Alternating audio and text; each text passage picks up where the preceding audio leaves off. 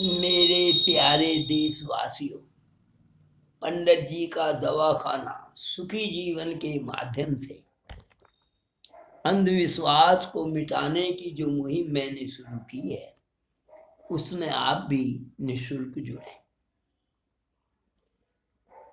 आपके कमेंट्स और मेरी प्रेरणादायक वीडियो समाज में अवश्य सुधार लाएंगे, ऐसा मेरा विश्वास है। सुनिए।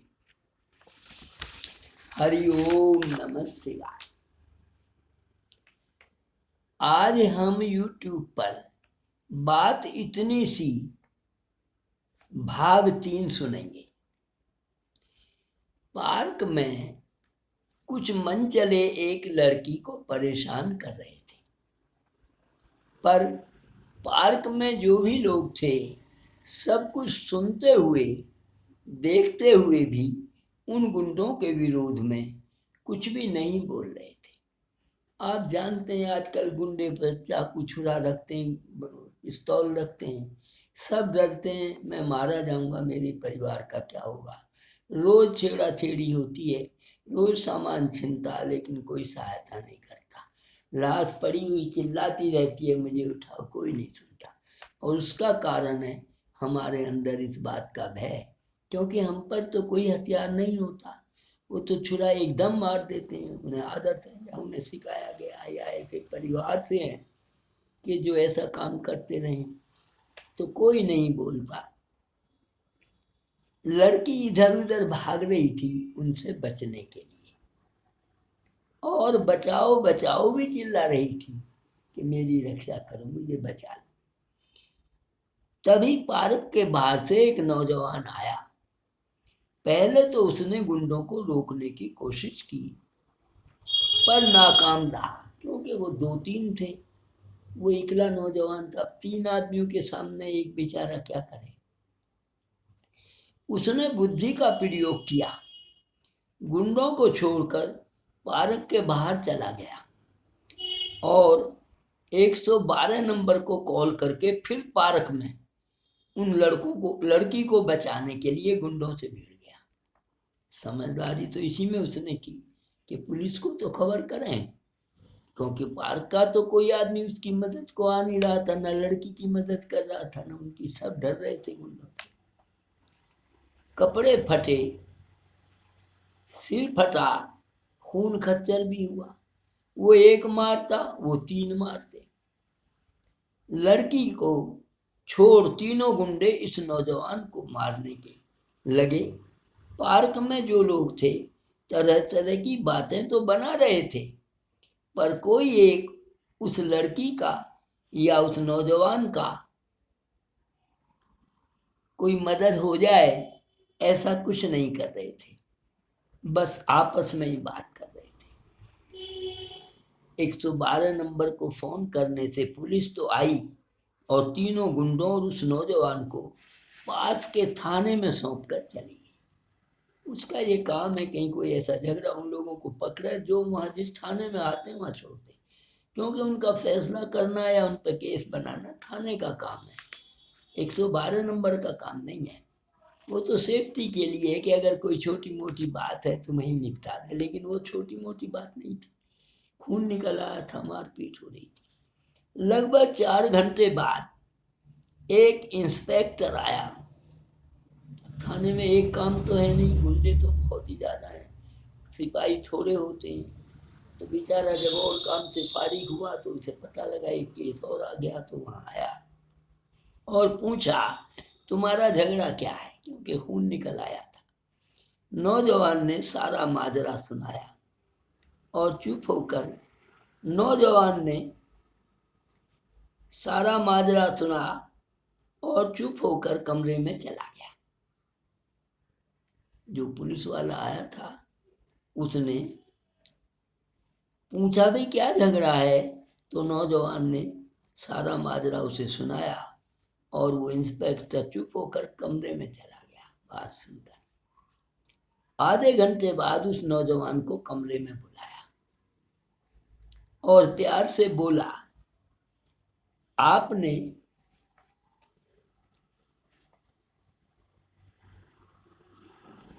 जो भी किया अच्छा ही नहीं, इनाम पाने के अधिकारी भी हो। उसने बताया आपने जो भी कुछ किया ये अच्छा नहीं, अच्छा तो बहुत अच्छा है, आपको इनाम भी मिलना चाहिए। एक कमज़ोर अबला की इज्जत बचाने के लिए आपने इतना कुछ किया, इतना नुकसान उठाया, चोट भी खाई, तो ये इनाम के काम के लिए है, तुम इनाम के अधिकारी हो। बट लड़के को, उस नौजवान को कुछ धीरज बना। अब इंस्पेक्टर बोला बोलो तुम क्या चाहते हो। नौजवान बोला सर मेरी चोट और कपड़ों को तो छोड़िए, जो फट गए, चोट लग गई, अब क्या हो सकता है। देश की लड़की को इंसाफ जरूर दिलाए, जिसकी इज्जत इन गुंडों ने तार तार करने की कोशिश की थी। और आप एक अधिकारी हैं, आप पर यह जिम्मेवारी है जनता की सेफ्टी की, तो उस लड़की की बदला जरूर लिया जाए। इंस्पेक्टर चुपचाप नौजवान की सारी बातें सुन रहा था। इंस्पेक्टर बातें तो सुन रहा था लेकिन चुप था। उसके बदले में कोई आर्ग्यूमेंट, कोई सजेशन, कोई सुझाव नहीं दे रहा था। नौजवान बोले जा रहा था क्योंकि नौजवान को तो चोट लगी थी। उसके मन में एक भाव था, कोई भी लड़की है वो मेरी बहन है, उसकी रक्षा मैंने की, मैंने तो अच्छा काम किया। और जब इंस्पेक्टर ने ये बात कही आपने इनाम का काम किया, तो उसे साहस और बढ़ गया। लेकिन अब आगे सुनिए। आखिरकार उस नौजवान ने इंस्पेक्टर से पूछ ही लिया, सर क्या मैंने कुछ गलत किया। जब इंस्पेक्टर चुप ही रहा, बोला ही कुछ नहीं, तो लड़के ने एक सवाल कर दिया, सर क्या मैंने कुछ गलत कर दिया। एक असहाय बहन की मदद करके इंस्पेक्टर बोला, नौजवान आपने तो वो काम किया है जो पार्क के हर व्यक्ति को करना चाहिए था। जो वहाँ मौजूद थे, देख रहे थे, उन्हें भी इसमें संलग्न होना चाहिए था, पर उन्होंने नहीं किया। नौजवान बोला आप तो बहुत कुछ कर सकते हो, चलो उन्होंने नहीं किया तो आप तो एक अधिकारी हैं, आप में ताकत भी है, कानून भी आपके हाथ में है, तो आप तो कुछ कर सकते हो, कानून के भी जानने वाले हो। मैं आपके साथ हूँ, इन गुंडों को सख्त सख्त सजा दिलाइए। नौजवान आवेश में बोले जा रहा था। इंस्पेक्टर चुपचाप नौजवान के चेहरे के भाव को पढ़ने में लगा हुआ था। सारी वार्ता सुनने के बाद इंस्पेक्टर ने शांत भाव से नौजवान को बताया। क्या बताया, अब ये आप हर आदमी को इस बात पर ध्यान देना बड़ा जरूरी है।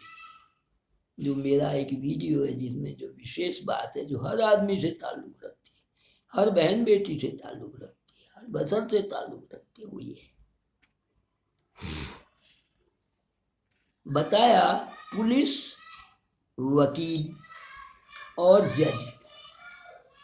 इंस्पेक्टर ने 3 नाम लिए, अपना भी, पुलिस का भी, वकील और जज संविधान के कानून से बने।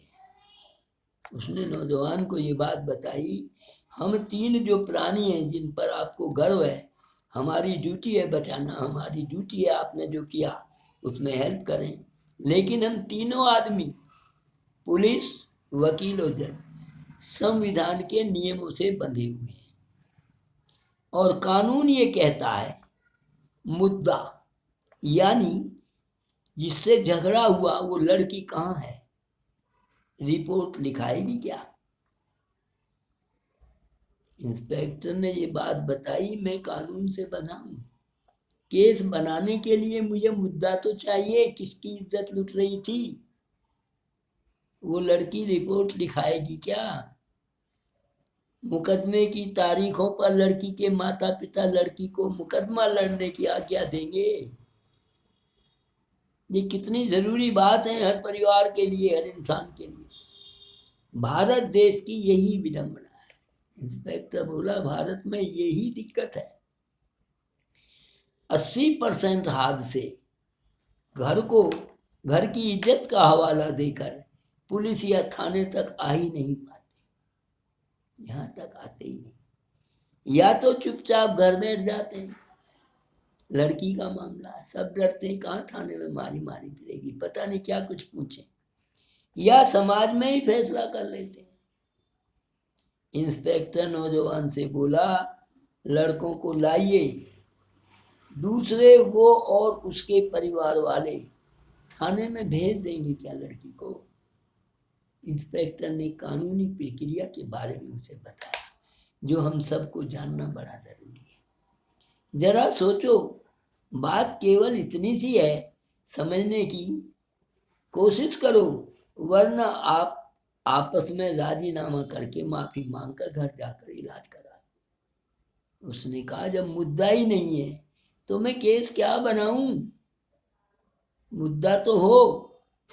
ये मेरा वीडियो आपको बताना चाहता है कि बिना मुद्दे के कुछ नहीं हो सकता। उन्हें भी समझा देता हूं, आप समझदार हैं, समझने की कोशिश करें, सोचें जरूर बाबा क्या समझा रहे हैं। अच्छा लगे तो सब्सक्राइब, लाइक, कमेंट भी करें। धन्यवाद, नमस्ते।